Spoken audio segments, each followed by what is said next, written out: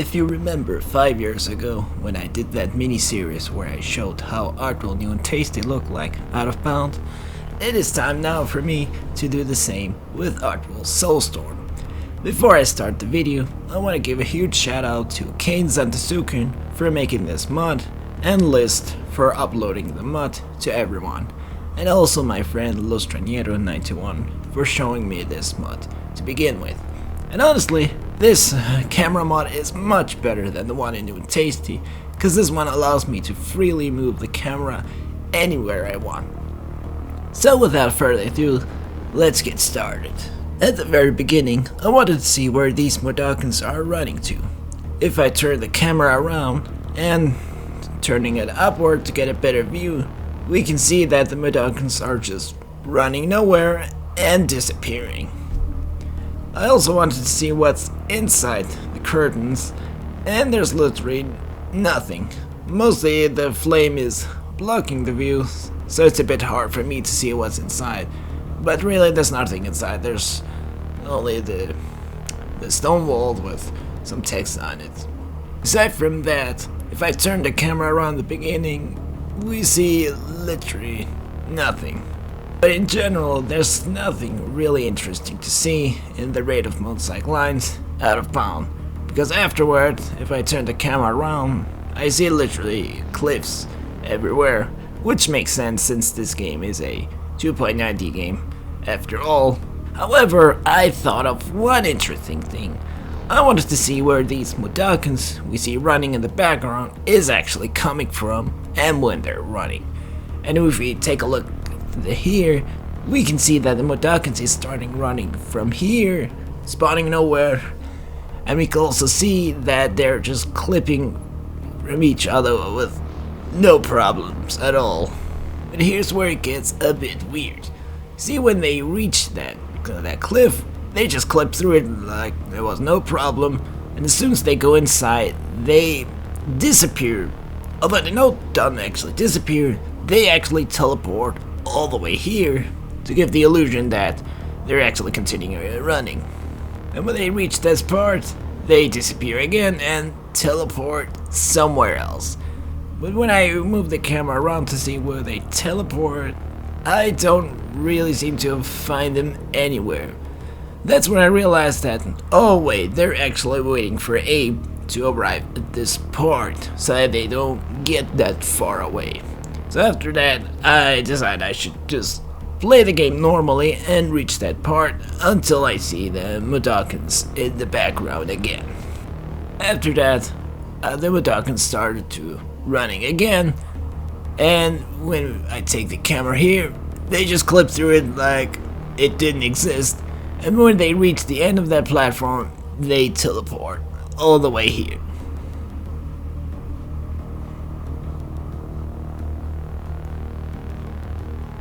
And the same thing goes here as well.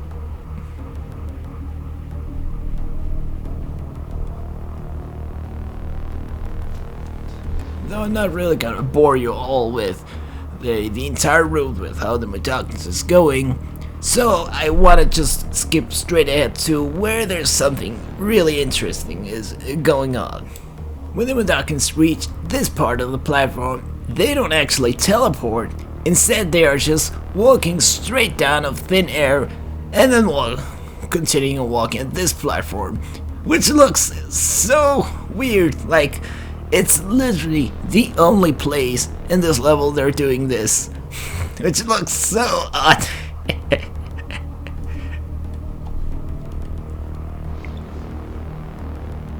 Skipping ahead to the very end, this is here where the road from the Modokans end. And yeah, there's literally nothing. And as you can see, as soon as the Modokans disappear from this part, you can see the counter is reacting as well. To end the showcase with the regular on sideline, I wanted to see what's at the end of the level, and there's literally nothing. When Abe reaches there all by himself, right when he reaches the end of the platform, the game ends. Or rather the level, sorry. Moving on to the ruins level. This is here where there's a lot of interesting stuff going on. Start off, if you look at the top right corner, we can see the blimp. If I move the camera upward, we can see that there's yet another blimp waiting for Abe. And the one we saw at the beginning just flies a little bit upward and then disappears. But regardless of this one, we can see that this one is waiting for Abe to move so that it will start flying on top of it. But I thought, while I was looking at the blimp, let's take a look at how the inside of it looks. And inside it, we can actually see the pilot chair and the wheel as well, which is something the player themselves would never be able to see, especially since the glass can only be seen from one side, which is on the inside. But the rest of the blimp is pretty much empty. But this is how it looks like in details. But I thought, well, I have the camera up here, I think I want to give you a really good view of the entire ruins level, which looks so gorgeous at the bird's perspective.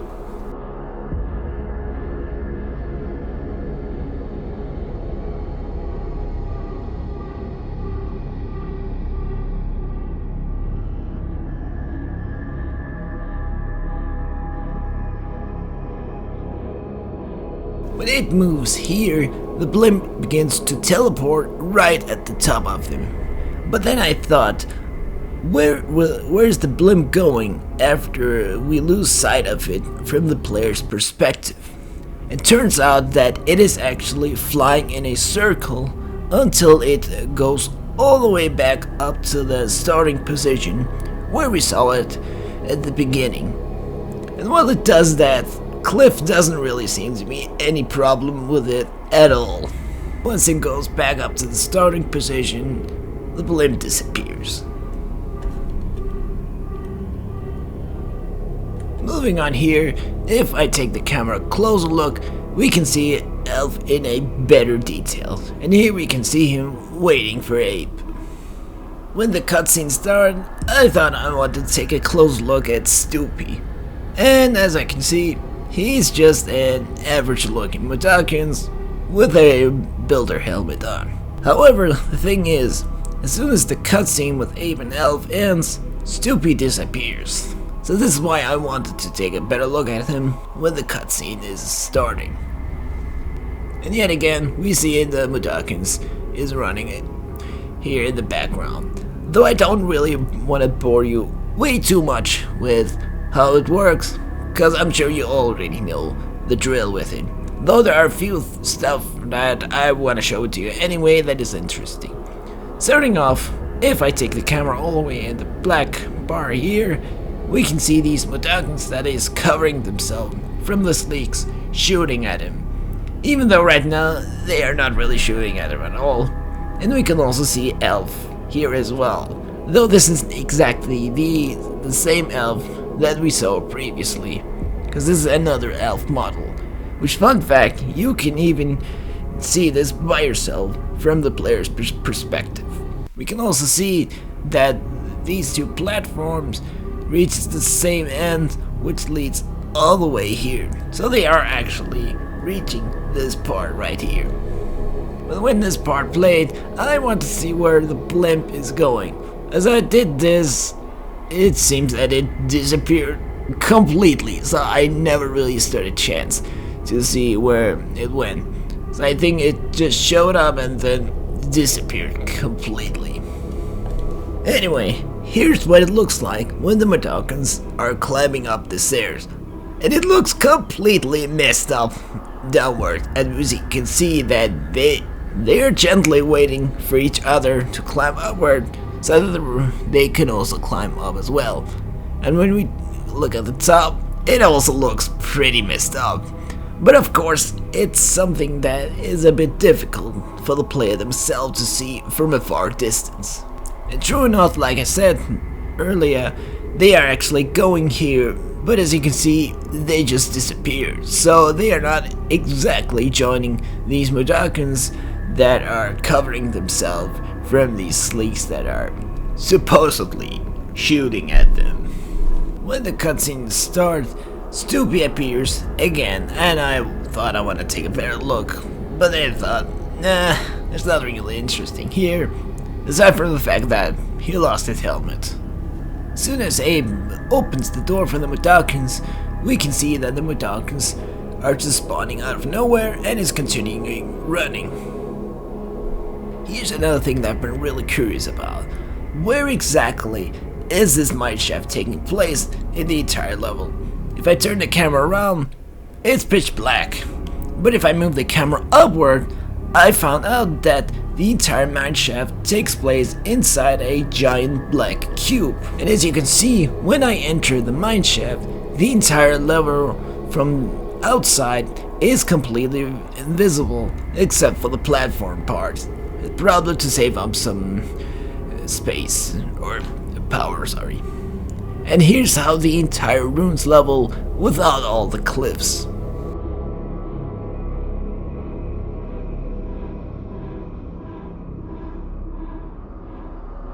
At the very end, where you have to protect the Mudokons from the sleek while they climbed up the stairs, if I take the camera here, we can actually see the Mudokons struggling to get out, which is something the player themselves would never be able to see. But here's another odd thing. I also found a Mudokon that is going through a struggling running animation and is not going anywhere. And I don't really know why he's here, but apparently he's there, somehow. While I was here, I thought I wanted to take a better look at the mineshaft at the very end. And as you can see, it literally leads to a wider platform that the player won't be able to see by themselves, and it just reaches nowhere. Back to the Mudokons. As soon as Abe opens the door for them, this is what it looks like.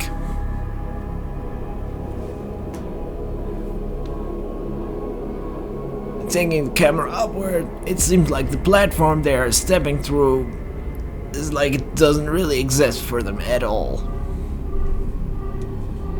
If I move the camera onto the next part, there's yet another cage, but we don't see any Mudokons that is trying to get out, just like in the first part.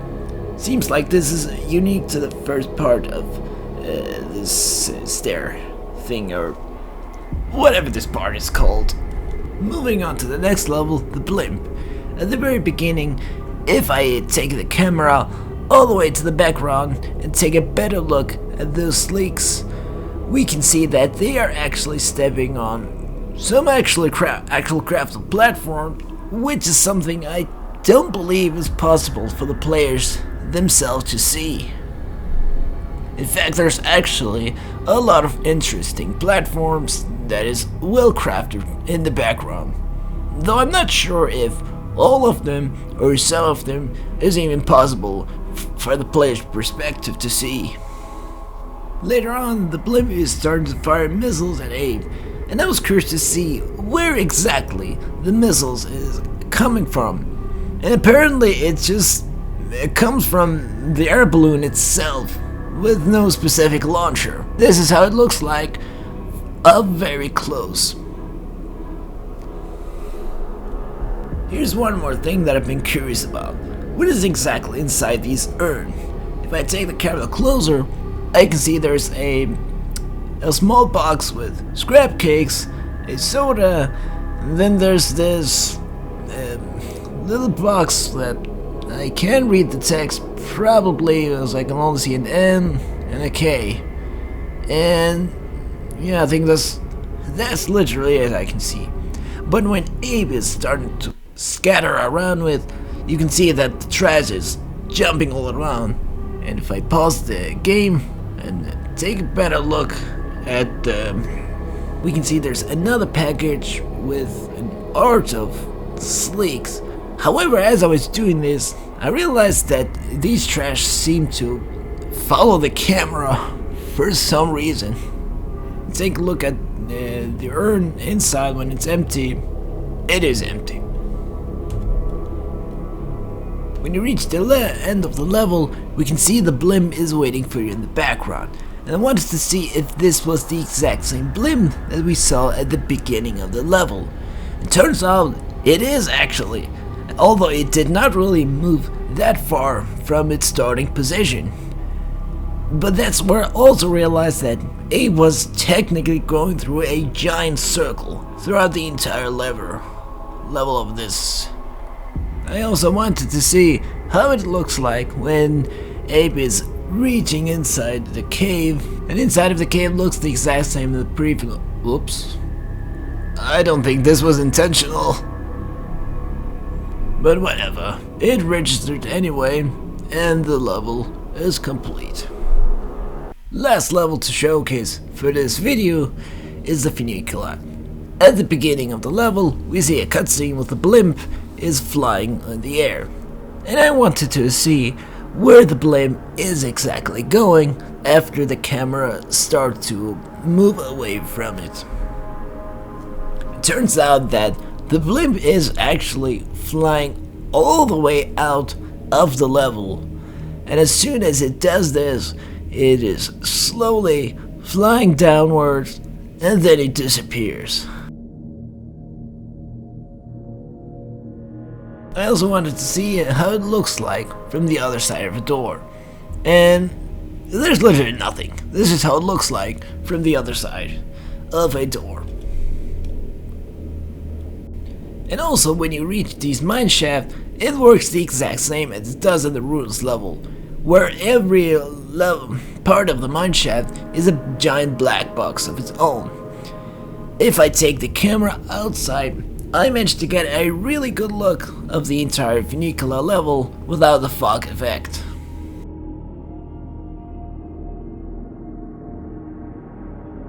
If you take the camera at this side, on the other side, you can see that there's another side, which I don't think is even possible for the player themselves to be able to see this. Not to mention that this one is mirrored as well. The same goes for this one as well, that has the exact same sign, but is mirrored correctly. And I know for sure that you will never be able to see this by yourself. I also want to see where the rail at the very end of the level leads Abe. And if I follow it, it reaches a cliff, then continues a little bit, and then it ends. Yes, that's literally how it looks like. Aside from that, there's nothing a lot of interesting stuff to see in Funicular, because if I turn the camera around at all angles, we literally see parts of the level that you recognize from the player's perspective. So I thought I want to end this video right here. Thank you all so much for watching this. And I want to end this video by giving you a tour of the entire Funicular level from a bird's perspective.